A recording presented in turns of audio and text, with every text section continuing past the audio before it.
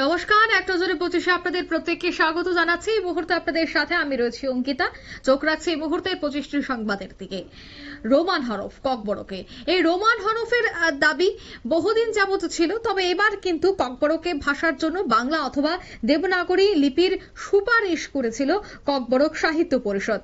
যদিও রোমানকে বাদ দিয়ে এই দুই ভাষার সুপারিশ করা এবার ক্ষোভ জানিয়েছেন প্রদ্যুৎ কিশোর দেববর্মা। তিপ্রামথা দলের সমস্ত শাখা সংগঠনগুলিকে এর প্রতিবাদে মাঠে নামার আহ্বান প্রদ্যুৎ কিশোর দেববর্মার।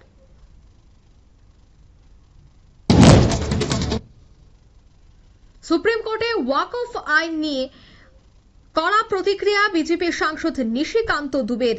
শনিবার সোশ্যাল মিডিয়ায় রীতিমতো ক্ষোভ উগরে দিয়ে জানালেন, যদি আইন তৈরি করা সুপ্রিম কোর্টের কাজ হয় তাহলে সংসদ বন্ধ করে দিন। ত্রিপুরার চিটফান্ডগুলির সমস্ত সম্পদ বিক্রি করে প্রতারিতদের অর্থ ফিরিয়ে দেওয়ার পদক্ষেপ নিচ্ছে রাজ্য সরকার। শনিবার অর্থ দপ্তরের একটি অনুষ্ঠানে ত্রিপুরার চিটফান্ড প্রতারিতদের জন্য এই ঘোষণা করলেন রাজ্যের অর্থমন্ত্রী প্রণজিৎ সিংহ রায়। বাংলাদেশের স্বাধীনতার পূর্বের সময় নৃশংস গণহত্যার পাশাপাশি ব্যাপক লুটপাট চালায় পাক সেনা। এবার পাকিস্তানের কাছে সেই ক্ষতিপূরণ হিসেবে মোট $432 কোটি চাইল মোহাম্মদ ইউনূস সরকার। সে সঙ্গে গণহত্যার জন্য ক্ষমা চাওয়ার দাবিও করল বাংলাদেশ।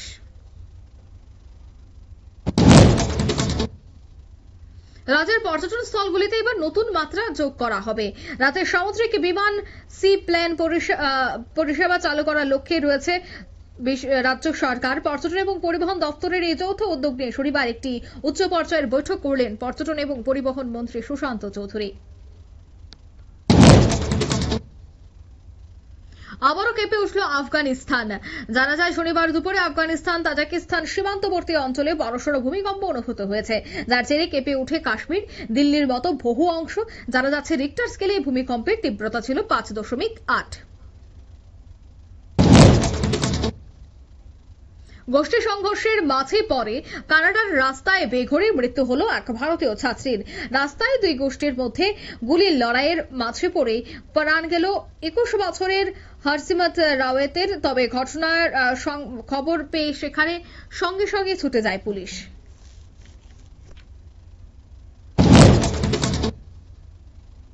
সংশোধিত ওয়াকফ আইনের বিরুদ্ধে রাজ্য জুড়ে অহিংসা আন্দোলন শুরু করতে চাইছে কংগ্রেস। শনিবার ত্রিপুরা প্রদেশ কংগ্রেস মাইনরিটি ডিপার্টমেন্টের এক সভা থেকেই এই ঘোষণা করে দল।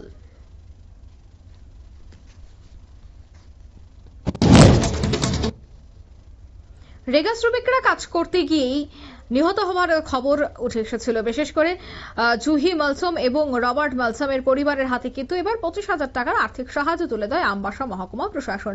আমবাসা পৌর পরিষদের ভাইস চেয়ারপারসন গোপাল সূত্রধর সেই বিষয়টি জানান।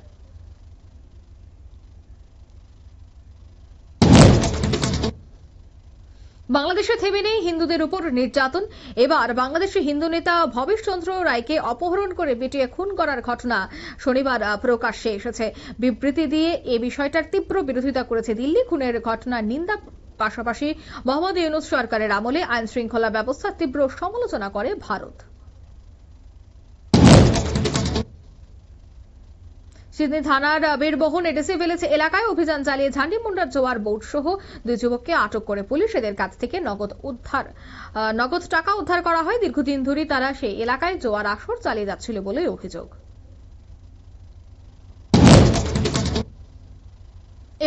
এবার বাংলাদেশে ঘুরতে যাওয়ার বিষয়ে আমেরিকায় সতর্কবার্তা জারি করা হয়েছে নাগরিকদের উদ্দেশ্যে। রাজনৈতিক হিংসা, বাংলাদেশে ভিড়ের মধ্যে পকেটমারি সহ আরো বেশ কিছু বিষয়ে সতর্কবার্তা জারি করা হয়েছে আমেরিকা প্রশাসনের পক্ষ থেকে। ওয়াকফ আইন নিয়ে রাজ্য এবং বহিরাজ্যের বেশ কিছু দুষ্কৃতীরা দেখা যায় যে ধর্মীয় প্রতিষ্ঠান ক্ষয়ক্ষতি করেছে। তাই এই বিষয়টার ক্ষতিপূরণের দাবি চেয়ে অল ইন্ডিয়া ইমাম অর্গানাইজেশনের পক্ষ থেকে আজ সাংবাদিক সম্মেলন করা হয়। অন্যদিকে আগরতলা সদর জেলা শাসকের কাছে এই দাবি জানানো হবে বলেই কিন্তু তারা সাংবাদিক সম্মেলন থেকে জানাচ্ছেন।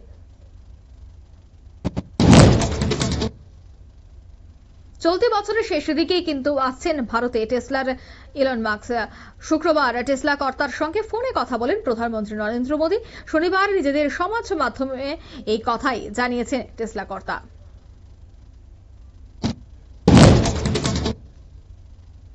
ঋণ খেলাপের জন্য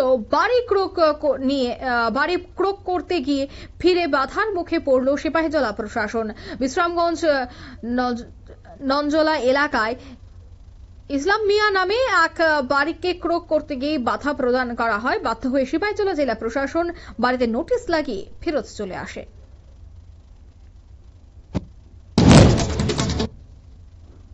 সামাজিক মাধ্যমে কোনো পোস্টে রিঅ্যাক্ট করা মানে তা প্রকাশ করা বা ছড়িয়ে দেওয়া নয়।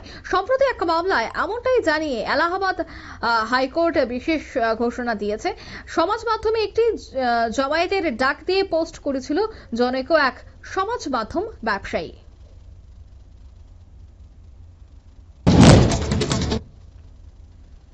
এক মানসিক ভারসাম্যহীন ব্যক্তিকে বেধড়ক মারধর করে সোনামুড়া নগর পঞ্চায়েত কমিশনের রাকেশ ঘোষের বিরুদ্ধে থানায় মামলা করে নিগ্রহের পরিবার। শুক্রবার সন্ধ্যায় মানসিক ভারসাম্যহীন চন্দন সিংহ নামে এক ব্যক্তিকে বেধড়ক মারধর করেছে কমিশনার বাবু।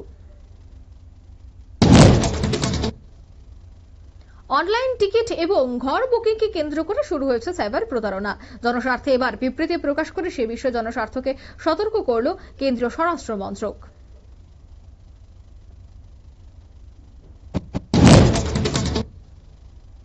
মোহনপুর মহকুমা এয়ারপোর্ট এবং লেফুঙ্গা থানা এলাকায় গতকাল দুটি ধর্ষণের ঘটনায় ধর্ষকদের কঠোর শাস্তির দাবি তুলেছেন সারা ভারত গণতান্ত্রিক নারী সমিতি মোহনপুর মহকুমা কমিটি।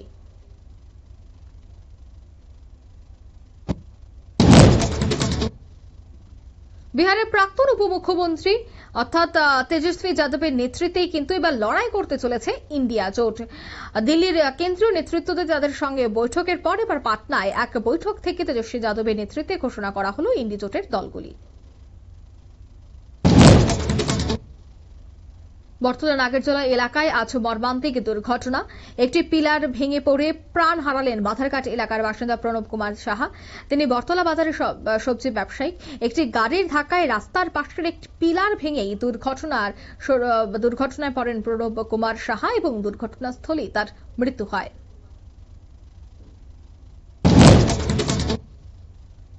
আগামী 2রা মে থেকে খুলে যাচ্ছে কেদারনাথের দরজা। তাদের বিশেষজ্ঞ দল কেদারনাথে গিয়ে পরিস্থিতি খতিয়ে দেখার পরেই কিন্তু এই সিদ্ধান্তের কথা জানিয়েছেন বদ্রীনাথ কেদারনাথ মন্দির কমিটি।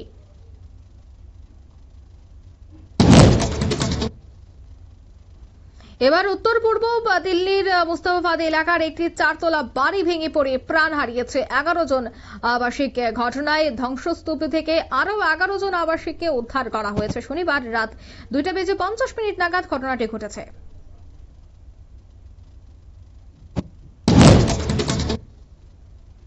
রাজ্যে নেশা সামগ্রী পাচার অব্যাহত। প্রতিনিয়ত বিভিন্ন জায়গায় নেশা সামগ্রী পাচার হচ্ছে। এবার ত্রিপুরার বাইরে পাচারের সময় 345 কেজি গাঁজা আটক করেছে চুরাইবাড়ি থানার পুলিশ।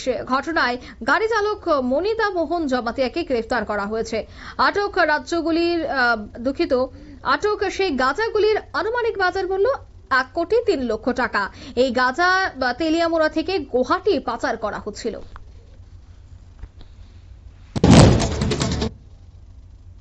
এক নজরে 25 এখানে শেষ করছি। আমাদের পরবর্তী নিউজ এবং আপডেট দেখার জন্য অবশ্যই চোখ রাখবেন শুধুমাত্র নিউজ ভ্যানগার্ডের পর্দায়। ধন্যবাদ।